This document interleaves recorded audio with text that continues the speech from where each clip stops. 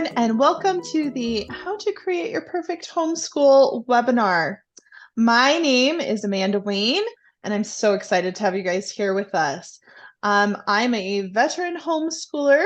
I grew up homeschooled, and I'm currently homeschooling my 3 children. And I am an advocate and consultant for homeschooling families. Hey everybody, my name's Melissa. I'm a veteran homeschooler, foster parent, and mom of 3. I'm a homeschool coach and I help families learn to homeschool without losing their minds. And I am so excited to have you here today. Now, I don't know about you guys, but I find a video in the corner of my screen very distracting. So we've decided to do a little introduction with our cameras on so you can see our smiling faces and put faces to voices. But we're just going to go ahead and keep our cameras off from now on so we can all just focus on the slides distraction free. So let's get into it. In this training, we're going to tell you the 3 things every homeschooler needs in order to design their perfect homeschool experience. We'll also let you in on the 3 biggest mistakes that we see people make when they're first setting out on their homeschool journey, and more importantly, how you can avoid them. And then we're going to tell you all about the process that we've used to create successful homeschool programs that thrive year after year. But first, we would just want to tell you a little bit about why we developed this training. So I think our story for why we are so passionate about homeschooling began many years ago, but for our purposes, we'll pick it up in 2020. Schools across the country had just shut down for quote unquote a couple of weeks, and families were in a panic trying to figure out what to do with their children. Melissa and I had many families approach us asking how to homeschool their kids and what they should do to get started. It was an overwhelming experience for everyone. Our friends were overwhelmed by the sheer amount of information we had to share. We were overwhelmed by sharing the same advice to people over and over again. And we began to notice that even the more experienced homeschooling families were beginning to struggle. Through all of this, Melissa and I identified 3 key concepts that every homeschooling family needs to understand and apply to be able to have a successful homeschooling experience. Often, we see families with 1 or 2 of these concepts implemented, but those who have all 3 have the greatest amount of functionality in their home life. First up is a vision. Secondly, you need a plan. And third, you need a mentor. Now, we're going to go into detail about all of these in a minute, but I want to share this quote with you on the side here. It's pretty personal to me. I recorded it in my journal one day as I was contemplating and seeking some guidance about my family and the path that we should be on. As I was writing down my thoughts, these words came to my mind. Grab the vision of the life you want and make it happen. There's a reason that we have developing a vision as our very first step in this process. Having a vision is what allows us to create a plan for our future. So let's talk a little bit about what your vision is and what it's not. I don't know why, but whenever I mention homeschool vision, people immediately think plan. Their mind goes straight to curriculum planning, schedules, and testing. Now, they may be on the right track, but they're getting it backward. Your vision comes first, and then the plan naturally follows from the vision. Your vision is your overall view of what you would like your homeschool to become, and it encompasses so much more than just the logistics of homeschooling. Your vision connects your academic, social, spiritual, relational, financial, and emotional goals over time into one coherent big picture, and it will be the foundation on which you build your homeschool. It is the compass that you will refer back to time and time again to orient yourself whenever you start to feel lost. So without this vision, you'll likely struggle in your homeschool in one of a few ways. You might inadvertently just recreate public school at home because you can't really conceptualize anything different. And honestly, that's the one I see the most. We all fall back on what we're familiar with when we're feeling uncertain. Or you may find yourself in a chaotic homeschool that's at the whim of any new method, resource, or product you happen to read or hear about. You may also find that your homeschool becomes boring and robotic because it lacks the inspiration that comes with a strong, meaningful vision. And when that happens, you just burn out. Research on human emotion and motivation is very clear that meaning is at the center of motivation, and a clear, meaningful vision will inspire and motivate you when homeschooling gets hard, or even worse, when it gets boring. The number one mistake I see families making is that they jump right into the logistics of homeschooling without taking the time and effort to create a strong vision. Now, there is so much that goes into creating a truly effective, meaningful, and sustainable homeschool vision. So I suggest you take notes. You can pause the video right here if you need to go get a pen and paper. Your vision ties directly back to your why of homeschooling. Why did you start homeschooling, or why are you considering homeschooling? Chances are it's not just one reason, but many little things that you dislike about the formal education system that led you to where you are now. To create your homeschool vision, you need to tap into those reasons and identify what you would like to do differently. Make a list of your priorities. But here's the trick. I want you to think far into the future. What do you want for your kids and for yourself? Think past just academics. They can be part of it, but this isn't all about them. What type of humans do you want to raise? What characteristics do you want to foster? Write it all down. If you're successful in your endeavors, what would that look like? The next step is to write out a few sentences that describe what your home looks and feels like when you're focused on those priorities. Really get descriptive here, really envision it. You can go as deep as you want. Some people even like to come up with a name for their homeschool or even a mission statement that they post in the area that they do their schoolwork.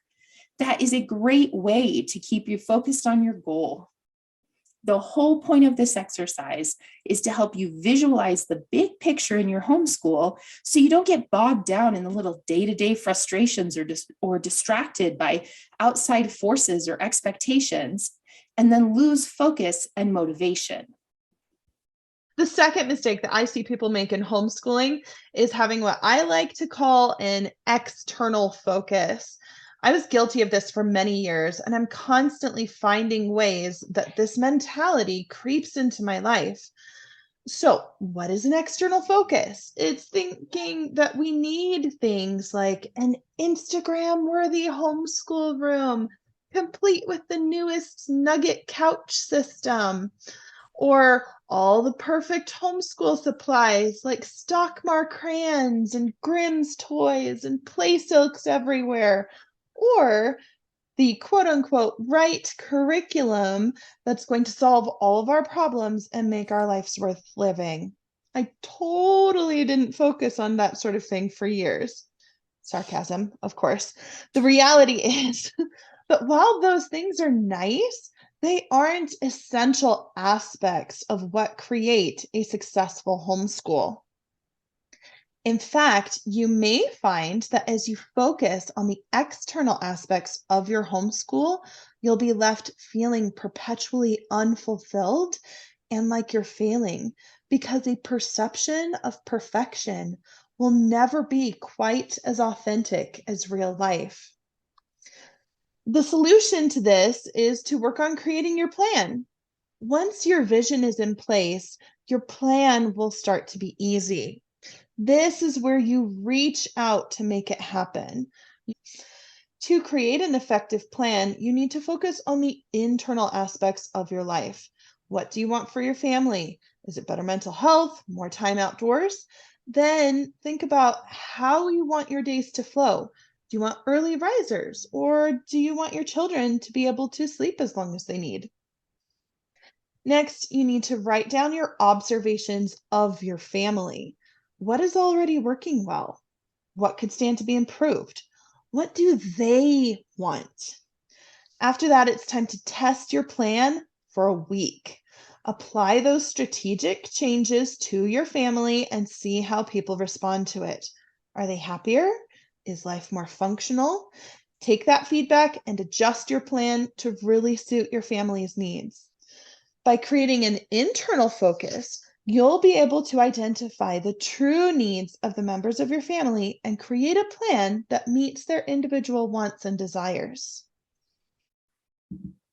So that brings us to the third mistake that I see a lot of new homeschooling families make, and that is that they try to do it all alone. It doesn't matter how clear your vision is or how carefully you crafted your plan. At some point, you're going to need individual support and guidance. Think of homeschooling like starting a brand new job. When you start a new job, you generally are offered some combination of these supports. An orientation where you're given an overview of the company, what it does and how it does it, usually along with some sort of handbook. You get job-specific training.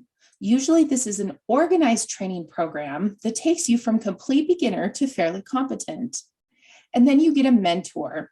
This can be a formal mentorship, or you're assigned to shadow a more experienced employee who will show you the ropes and answer your specific questions that come up on the job. This is a tried and true proven strategy designed to take someone from complete beginner to competent professional in as little time with the fewest mistakes possible. But as homeschoolers, we often jump into this new job with no experience, very little support, and then we wonder why it's so hard and we feel like we're failing. In that vein, you'll hear a lot of people talking about the importance of community for homeschoolers, and I couldn't agree more, but I do advocate for the mentor model of homeschool support rather than just community. And let me explain why. So community can provide activities, socialization, support, resources, and so much more. But it can also include information overload, judgment, social pressure, conflicting information, and it can be full of well-meaning helpers who like to express their opinions, but have little understanding of you or your needs. There is a big difference between an experienced mentor and a community of homeschoolers. When I was a young homeschool mom, I had a community of experienced homeschool parents who were very open and helpful. They included me and shared the recommendations with me, but none of them ever taught me how to homeschool, how to find the best curriculum for my family's needs, how to identify my children's learning styles or design a schedule that worked specifically for my family. And of course they didn't. It wasn't their job to teach me how to homeschool. They could only offer their experiences and whatever support they had the time and space to give. Community is very important for homeschoolers, but I learned how to homeschool from the world's toughest teacher, experience. And let me tell you, the School of Hard Knocks is a tough way to learn how to homeschool. I didn't need someone selling me a one-size-fits-all, this is the one and only best way to homeschool curriculum. What I needed then was an organized process to learn the steps I needed to take and the concepts that I needed to understand to create the best homeschool experience for my family. So with that in mind, when Amanda and I started the Homeschoolery, we put a lot of thought and research into the most effective process for learning to homeschool. And this is what we came up with. As Melissa and I were talking about how we would describe our process for creating the perfect homeschool, we realized it could be compared to gardening, which is perfect for me because I love to garden. First off, we have our fundamentals. In a garden, these are things like preparing the soil and getting the right seeds. In homeschooling, it is preparing yourself to teach by getting legal, deschooling your family if necessary, and creating a vision. Next, we have foundations. In a garden, this would be planting and watering the seeds, getting things running properly.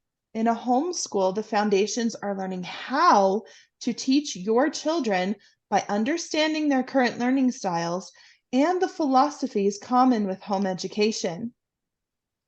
And lastly, we have functions. Once a garden is well prepared and planted, it becomes functional and starts producing. Your homeschool becomes functional when you start implementing your plan and watch your family make progress. This step includes creating a schedule, picking out curriculums, and making records. This process is key for the same reason you wouldn't want a surgeon who skipped the first 2 years of medical school or a chef who had skipped their food safety courses. When we're first starting out, we don't know what we don't know. The majority of people I meet with who are struggling in their homeschool skipped over the fundamentals of homeschooling and jumped right in without the base of knowledge that supports a successful homeschool. Now, I want to be clear, we aren't talking about relearning math or grammar rules. We're talking about the fundamental knowledge that will allow you to become an effective home educator. Things like removing the programming of the formal education system, a basic understanding of learning styles, the philosophies of learning, and what you need to understand about motivation and mindset. You don't need a PhD in education to homeschool your children.